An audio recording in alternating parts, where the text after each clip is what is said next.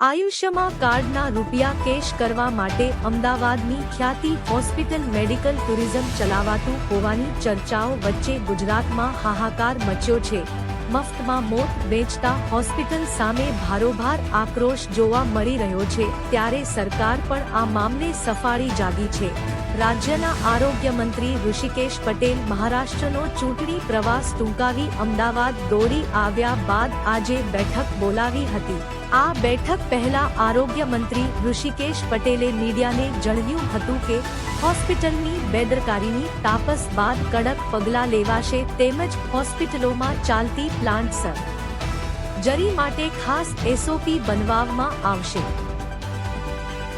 અને સગાવાલાની પણ પરમિશન વગર એમને જે બાયપાસ અથવા તો જે પ્રકારે એન્જિયોગ્રાફી કરી, એન્જિયોપ્લાસ્ટી કરી છે એ બાબતે વિગતે તપાસ કરવા માટે સાફુની ટીમ ગઈ હતી।